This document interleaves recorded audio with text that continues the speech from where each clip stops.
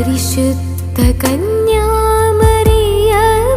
മാതാവേ നിന്നാമം മഹോന്നത നാമം. പരിശുദ്ധ കന്യാമറിയമേ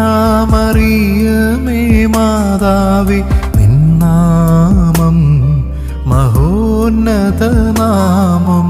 നിൻ തിരുസുതനാം ഈശോയേ എന്നെന്നും ഞങ്ങൾ സ്തുതിച്ചിടുന്നു. അമ്മേ അമ്മേ പാപമില്ലാത്തോളെ ഈശോ നിൻ